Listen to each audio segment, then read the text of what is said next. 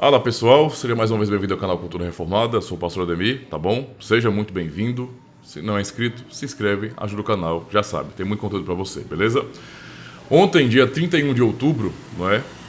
Comemoramos, não é, os 504 anos da Grande Reforma Protestante. E nós sabemos todos que um dos grandes pontos fortes da Reforma, não é aquilo que afirmamos como sola Escritura. Essa é uma das máximas, não é? Temos máximas da Reforma que ficam claras, né, em cada reformador, no desenvolvimento das igrejas protestantes. E esse sola Escritura, digamos assim, é um ponto bem central, porque basicamente tudo vai se organizando nas igrejas que vêm da Reforma a partir do sola Escritura, certo? Não quer dizer que coisas ruins não aconteceram ou que a nossa busca por liberdade também não tenha consequências negativas, né? Obviamente, há muitas comunidades, não é, e até grupos que se desenvolveram de maneira bem torta, né, que rejeitaram, nesse sentido, a Escritura, né, e partiram para um outro tipo de rejeição, não exatamente igual ao da Igreja Católica Romana, que não rejeita a Escritura, mas não coloca ela realmente no seu devido lugar. A realidade é essa. Muitas comunidades também que vieram da Reforma também se desviaram demais, certo? Mas a reflexão aqui é, nós começamos com sola Escritura e agora, não é, 500 anos depois, nós continuamos reafirmando o sola Escritura. E para isso eu preciso falar sobre a sua importância. Por que nós, depois de tantas reflexões, não é, e até mesmo depois de vermos tudo o que tem acontecido aí fora, ainda continuamos sustentando o sola Escritura? Porque alguém poderia nos questionar: vocês protestantes, vocês defendem essa questão da sola Escritura, mas o protestantismo é multifacetado, não é? Vocês não conseguem se unir, há muita divergência e etc. Não é? E vocês todos carregam a sua Bíblia, então tá vendo que o sola Escritura não funciona? Então, eu entendo que esse argumento ele é plausível, ele faz sentido, não é? Essa situação é uma consequência negativa, que nós não desejamos, não é? Nós não nos conformamos com isso também. Ao mesmo tempo, eu preciso dizer que nós continuamos sustentando só a Escritura, porque no fim, mesmo quando pessoas se dividem em termos de comunidades, igrejas se dividem e divergem nesse sentido, ainda assim, nós temos uma fonte máxima de autoridade para analisar o porquê dessas divisões, o porquê dessas diferenças, e sustentamos, não é? E para nós realmente é muito melhor que seja assim. O nosso desejo é que não houvesse divisão na igreja, é claro, não é? Nosso desejo é esse. Mas a realidade é que tentar forçar a barra para isso, não faz muito sentido, porque as pessoas acabam praticando um tipo de religião inconsciente. Então nós queremos realmente que haja consciência, tá? Então reafirmamos só a Escritura hoje, 500 anos depois, justamente porque a Escritura, ela é a palavra de Deus, não é? Registrada, a palavra de Deus registrada, e por isso nós precisamos realmente defendê-la, por isso precisamos realmente reafirmá-la, colocá-la em seu devido lugar, entende? O abandono do princípio do sola Escritura é o que leva muitas vezes as comunidades cristãs ou a se dobrarem em absoluto, digamos assim, a tradição, não é? E a colocar em patamar de santa tradição, ou então a viver em busca de novas revelações. E isso realmente leva as pessoas para caminhos completamente tortuosos, distantes, diferentes, que nada tem a ver com aquilo que a palavra do Senhor ensina. Então, nós precisamos hoje, não é, reafirmar sim o sola Escritura, não é? E isso é importante para nós. A consequência do abandono desse princípio é que as instituições cristãs muitas vezes acabam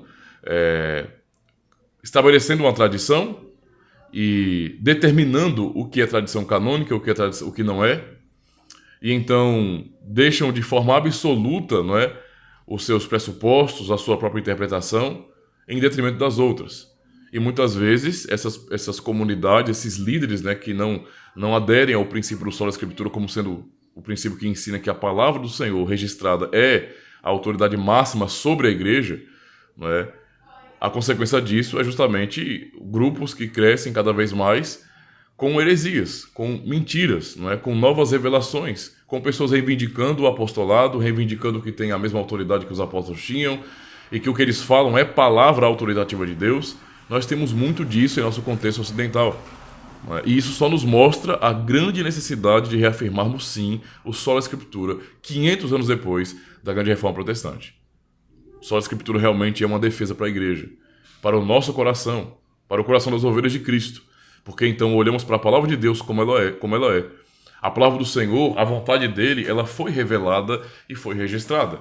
Não é? Observando, por exemplo, o texto de Romanos, aqui eu citando Romanos 16, tem vários textos, é claro, né, que os irmãos conhecem muito bem, mas eu cito apenas um, que eu acho bem interessante. Romanos 16,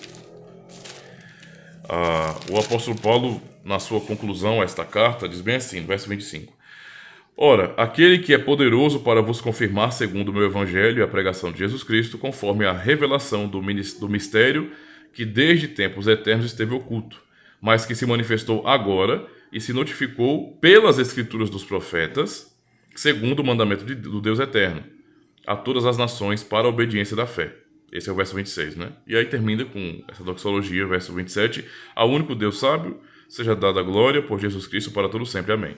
Então perceba a ênfase aqui de Paulo, nesse sentido, em concluir a sua carta aos Romanos, não é? Mostrando que Deus manifestou o mistério que estava oculto desde dos tempos eternos, digamos assim, né? A ideia é essa, desde a eternidade, não é? Que é Cristo, que é o Evangelho, não é? E ele manifestou agora e se notificou pelas escrituras dos profetas. Ou seja, o que Paulo está dizendo aqui, de maneira tão clara, é que Deus revelou sim a sua vontade, a sua palavra, não é? Pelas escrituras.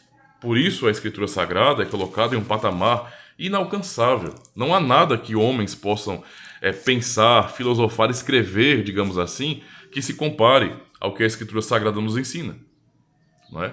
Então temos que olhar para a escritura com esse entendimento de que Deus realmente manifestou a sua vontade. Eu leio aqui também na Bíblia de Jerusalém, só para uma diferente tradução, né? Eu li na ACF, a minha predileta, digamos assim, né?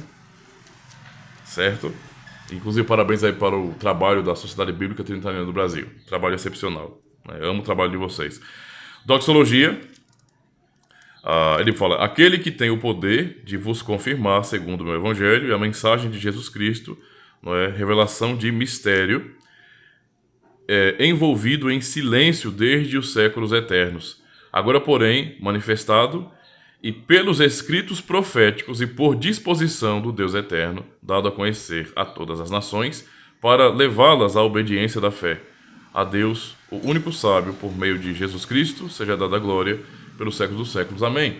Ou seja, o ensino é bastante claro, não é? E a Escritura Sagrada, de fato, ela é a própria palavra de Deus e, portanto, tem essa autoridade máxima, porque Deus revelou, não é, os mistérios ocultos e notificou nas Escrituras Sagradas.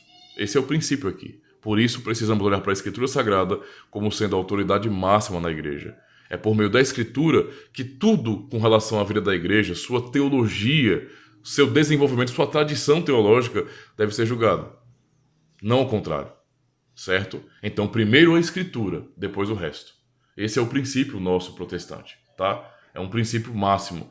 Que aqueles que são protestantes e abandonaram esse princípio possam colocar a mão na consciência e lembrar de que a liberdade que vocês têm hoje é graças à Reforma Protestante. E que a Bíblia que vocês carregam na mão hoje em sua própria língua e até as várias edições e traduções, tudo isso deve-se à grande Reforma Protestante. Por isso, coloquem a mão na consciência de vocês e entendam que homens e mulheres no passado sofreram, não é, deram até a vida para que a Escritura Sagrada estivesse na mão de cada um de nós. Por isso, valorize esse princípio, só a Escritura, tá bom? Sem a palavra de Deus, sem esse entendimento de que a palavra do Senhor, não é, ela é autoritativa, é a autoridade máxima sobre a igreja e que é por meio dela que toda a igreja deve ser administrada, regulada, julgada. A Escritura, nesse sentido, é que detém toda a autoridade sobre a igreja, porque é a palavra de Deus e não a palavra de homens, não é? Como o apóstolo Pedro vai dizer, que nenhuma escritura ou nenhuma profecia é de particular elucidação, porque nenhuma profecia foi produzida pela vontade humana, mas homens santos falaram, não é, pelo Espírito Santo. Então, essa é a realidade, não é? Só a Escritura, tá bom? Deus abençoe e consciência acerca, não é, do significado da Reforma Protestante. Valeu!